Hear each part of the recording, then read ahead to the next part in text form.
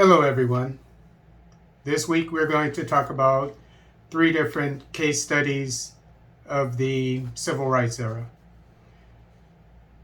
We're going to see how blacks were treated during the civil rights era in relation to other races when it comes to their civil rights and when it comes to whether or not they received justice when they were victims of crimes.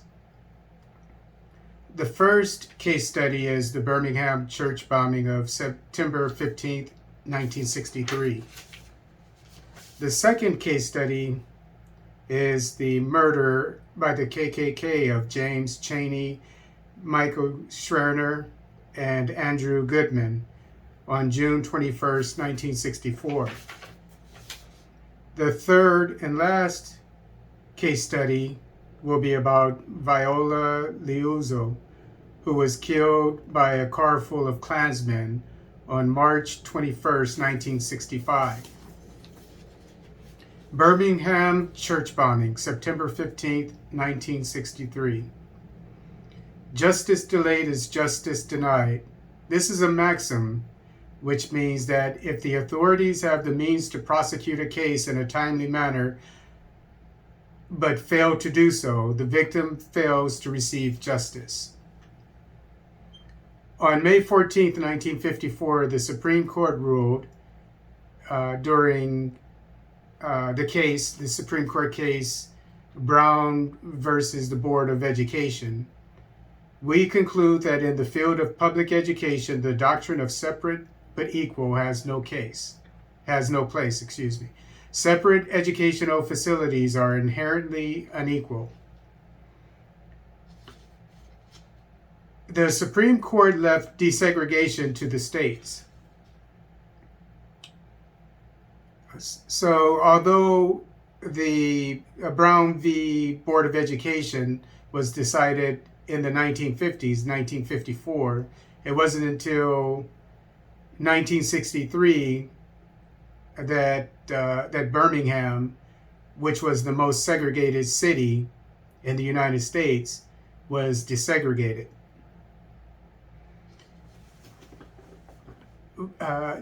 Although on paper Birmingham was desegregated, in 1963 it was the violence continued, and because the bombing of black homes and churches were so frequent, Birmingham had the nickname of Bombingham.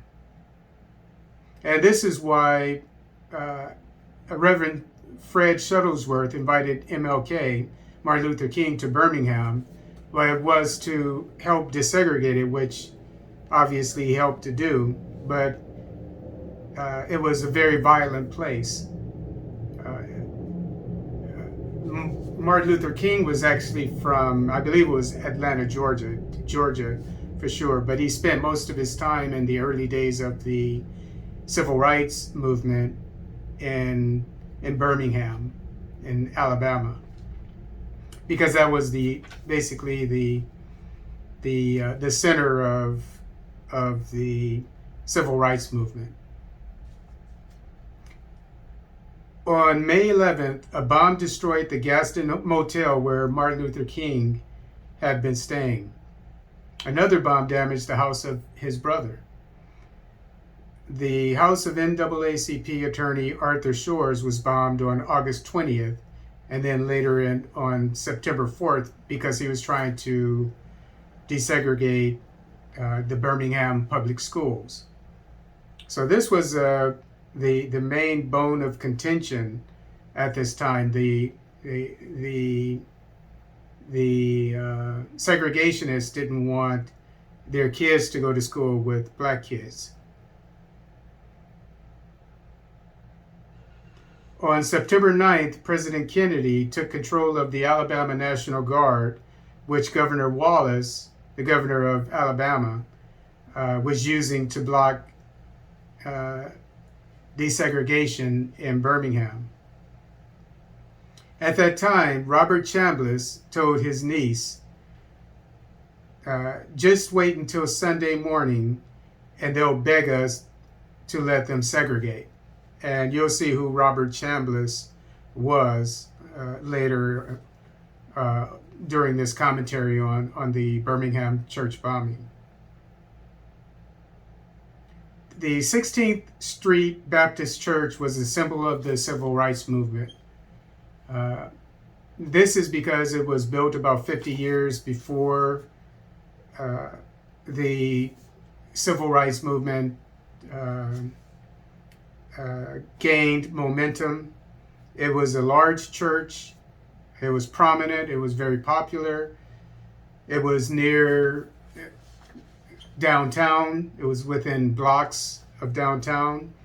And it was the meeting place for the participants of the civil rights movement. People like Martin Luther King gave speeches there, and they would meet there, and from there they would start their marches. On May 2nd, 1963, students ages 8 to 18 marched from the church to downtown to talk to the new mayor about segregation. After leaving the church, many were jailed, and this event was known as the Children's Crusade. During later demonstrations, thousands of children and adults were injured by fire hoses and canine dogs and jailed by Bull Connor, Commissioner of Public Safety. On September 15, 1963, a bomb exploded before Sunday morning services at the 16th Street Baptist Church. And in the basement where some girls were, the basement, that's with the east side of the church is where the bomb went off, and the basement collapsed, killing 4 girls, 3 of whom were 14 years old, 1 was 11, and it injured permanently the sister, the 10-year-old sister of one of the 14-year-old girls. It put out her right eye. The 3 14-year-old girls were named Addie Mae Collins, Cynthia Wesley, and Carol Robertson. The 11-year-old girl was named Denise McNair. The 10-year-old girl was named Sarah Collins. After the bombing, angry protesters demonstrated at the church. So Governor Wallace sent out the police and the state troopers to quell the crowd. And in so doing, they arrested many of the protesters, and 2 black men were killed, one of them by the police. 2 months later, President Kennedy was assassinated. The Birmingham FBI office launched an immediate investigation and wired J. Edgar Hoover, the director of the FBI. The investigations by the FBI continued for 5 years until 1968. By 1965, however, the FBI had identified the gentleman that I told you about that told his niece that the demonstrators were going to hope for segregation again. Robert E. Chambliss, along with Bobby Frank Cherry, Herman Frank Cash, and Thomas E. Blanton Jr., all KKK members, were suspects according to the FBI in 1965.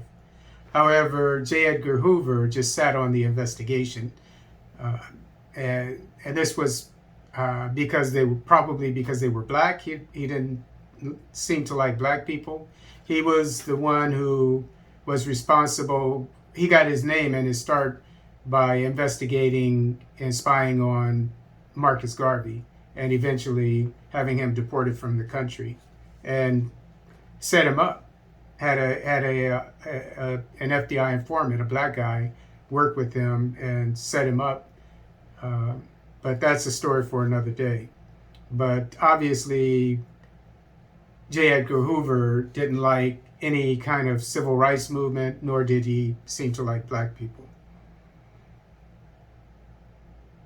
In the 1960s, information from surveillances was not admissible in state courts, only in federal courts. So what this is saying is that they were surveilling the area of the bombing, and obviously they had evidence, be it wiretappings or videos incriminating these four men. But again, J. Edgar Hoover sat on it. The excuse they gave was that the evidence wasn't admissible in state courts. But remember that. Here we see that they're going along with the state courts, or state rights, you may as well say, states' rights, and not taking it a step higher to the federal courts, where they could have more control of the situation. But they left it at the when it came to these black girls being killed, they left it at the state level. But we'll see what happened during the other two case studies that involved people of other races. In 1977, which was 14 years after the crime, after the bombing, Robert E. Chambliss was brought to trial and convicted of murder. In 1980, 1988, 1997, two other former Klan members, Thomas Blanton and Bobby Frank Cherry, were brought to trial. Blanton was convicted in 2001 and Cherry in 2002. A fourth suspect, Herman Frank Cash, died in 1994, so he was not brought to trial. Again, justice delayed is justice denied. So these four girls and the that died, and the one who lost an eye, did not receive justice when it came to one of the perpetrators of the crime. The next case study we'll go over is the killing of three core members by the KKK. The core members were James Chaney, a black man, Michael Schwerner, and Andrew Goodman, two Jewish men. The KKK became more active in Mississippi, which at the time and still is known as the most southern place on earth. During this time, in 1964, civil rights activity had increased. The Corps, which was a civil rights organization that whose main purpose was to integrate the races, it set up the Freedom Riders in 1961, 3 years before the killing. The Freedom Riders was brought about by Northerners, and they would ride buses down to the South, and in this case in Mississippi, because the bus terminals in the South were segregated. So it was their way of protesting that. James Chaney, Michael Schwerner, and Andrew Goodman worked for the Corps in 1964. In June, Chaney and Schwerner traveled to Ohio from Meridian, Mississippi, where they were working for Corps, for Freedom Summer training. Freedom Summer was get out the vote initiative, meaning signing up black people so that they could vote. And this was in, again, Mississippi and Meridian. All over the South, but the Corps workers that we're talking about worked in Meridian, Mississippi. But they received this training in Ohio. Meanwhile, the klansmen, looking for Chaney and Schwerner, not knowing that they were getting the training up north, assaulted members of the Mount Zion Church, where they thought that Cheney and Schwerner were, and burned the church to the ground. Cheney and Schwerner, now joined by Goodman, drove to Meridian to comfort the victims. And after leaving the church, they were arrested in nearby Philadelphia by klansman and sheriff Cecil Price.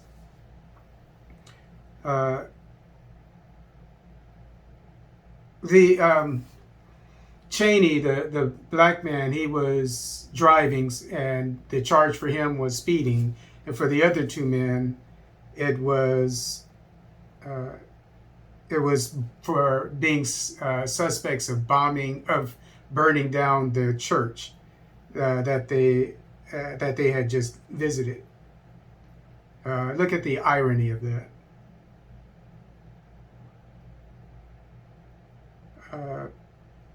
So when they were they were arrested at about 4:30 in the afternoon, taken to the local jail in Philadelphia, Mississippi, and Cheney paid his fine, but all three of them were kept in the jail on the pretext that they had the justice of the peace had to release them, which didn't happen, by the way. Schwerner asked to use the phone to make a phone call, but Price would not let him. Meridian Corps staff began calling all of the jails in their area of Mississippi and the police stations, including the one in Philadelphia. But the jailer's wife, the person in charge of the jail, she claimed that they did not receive a phone call from Corps at the Philadelphia jail, but phone records show that they actually did.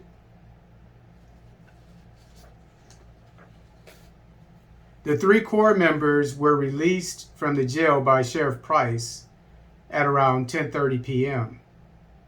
The Corps members were, the reason why they were kept in the jail was so that a preacher, a Baptist preacher, we'll go over his name in a second, but he was informed by Price to get all of these guys were Klansmen, to get other Klansmen to have them prepare the burial place after the murder of these 3 Corps volunteers. And the place would be just outside of Philadelphia, which was the city that they were arrested in. And so a bulldozer was used. They dug up an area, and they, so they were preparing the area, and that's why Sheriff Price was stalling them, would not let them out of jail. He was making sure that their burial place was ready for them. So after Sheriff Price released the 3 Corps members, they were overtaken by a car full of Klansmen, while Sheriff Price was trailing their car. So they were going to be ambushed, and he was trailing them. He was behind them to make probably to make sure they didn't get away. Anyway, so they were killed on a gravel road. They were taken out of their car, a Corps station wagon, killed on a gravel road. Lyndon B. Johnson, now the new president, found out about the disappearance of the Corps members the next day. So Johnson sent members of the National Guard and the Navy to look for them. So we see here that these two Jewish men, along with a black man, after they came up missing, the next day they sent out everybody to go looking for them. But black people didn't receive the same treatment, and you'll see evidence of this in a little while. So, since the FBI did not have an office in Mississippi, FBI agents from neighboring Louisiana were sent there to investigate. And while they were searching for the bodies of these three Corps members, they came across the bodies of 8 black men, and 2 of whom were kidnapped, beaten, and murdered the previous month, but nobody was sent out for them to look for them. And one of them was wearing a Corps t-shirt. So they were doing the same thing that these 3 men were doing, but nobody cared about them. After searching for 6 weeks, informant Maynard King, FBI informant, told the FBI that where the bodies were, which was in on private property just outside of Philadelphia. And so the bodies of Cheney, Schwerner, and Goodman were found on August 4th. The state and local law enforcement said that they would not indict anyone because there was not enough evidence. However, the federal government stepped in and charged 21 men with civil rights violations in January 1965. So the incident happened in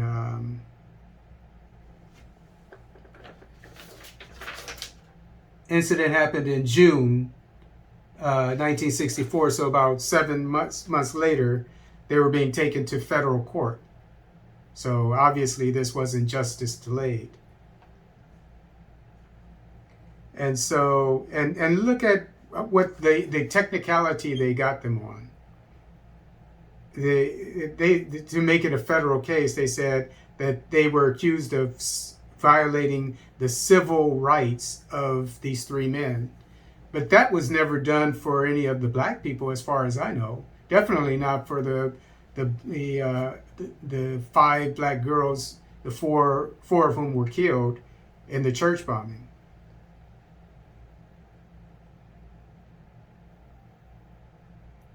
So Bowers, Price, Sheriff Price, and 5 other men were convicted. 2 defendants confessed that Sheriff Price, I told you about that. It was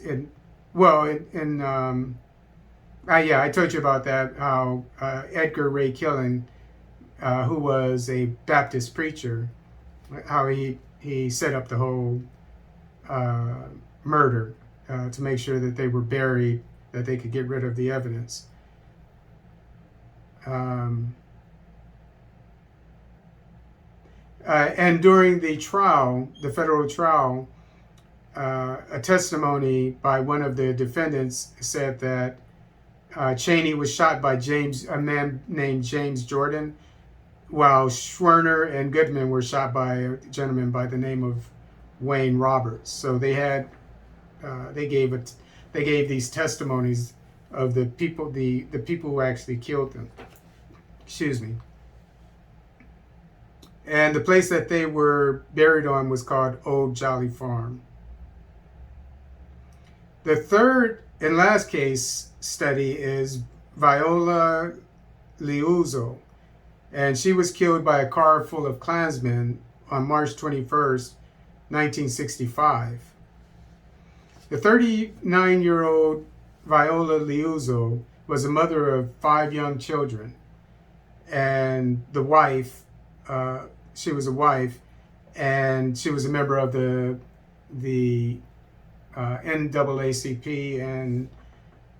in Detroit, Michigan, which is where she lived.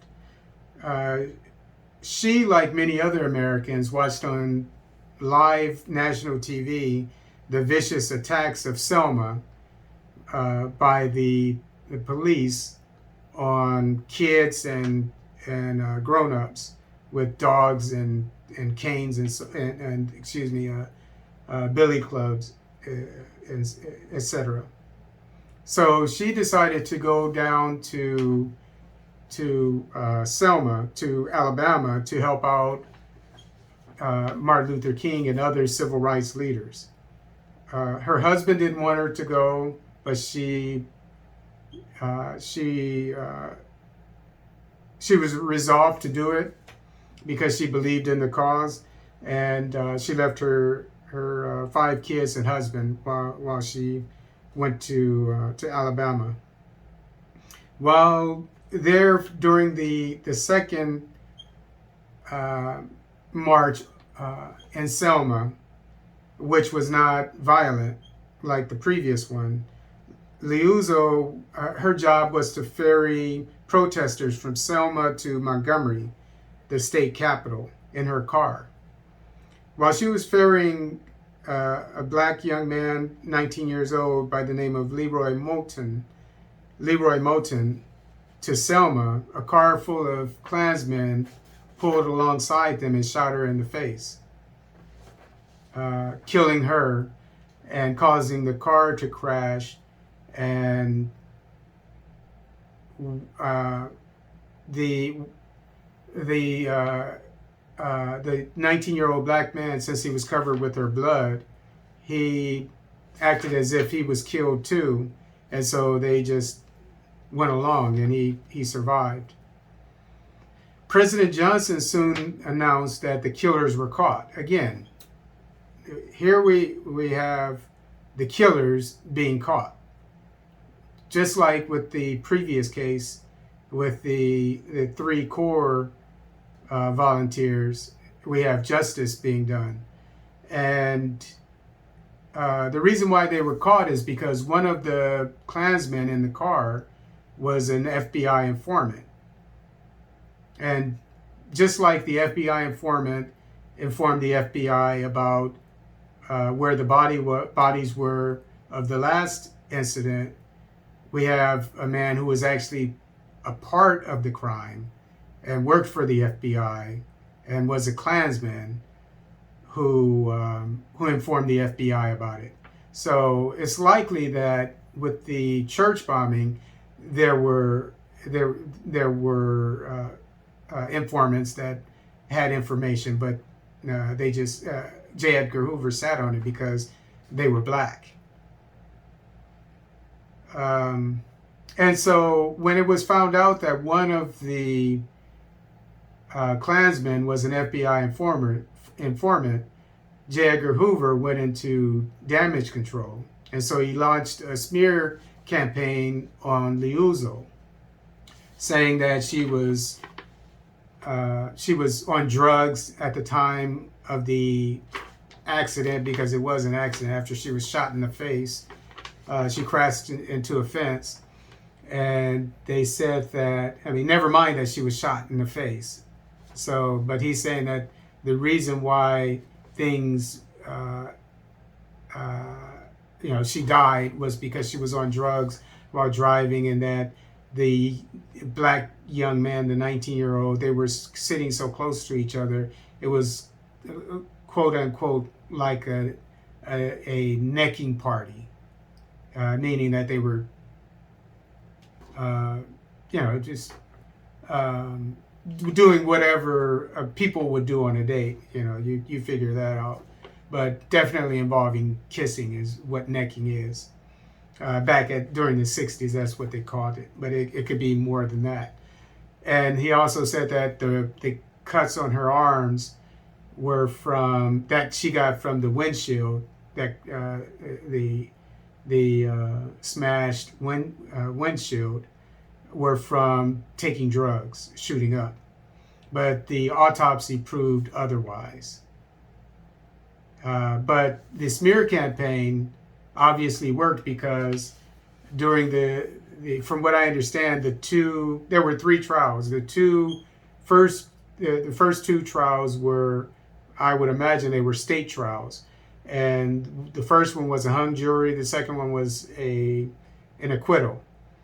And so for the third trial, the federal government stepped in and accused the klansmen of, again, violating Liuzzo's civil rights during the civil rights movement, which was what the black people were fighting for. They were fighting for their civil rights, while the white people and the Jewish people, when they participated in their struggle, they received protection for their civil rights, while the black people did not. So the Klansmen were convicted, and Rowe, the FBI informant, his name was Gary Thomas Rowe, he later said that the FBI knew that he was violent, he was a violent Klansman, and that they knew that he killed an unidentified black man during a riot in 1963. So these three case studies are to help prove that black people do not enjoy civil rights that other races do.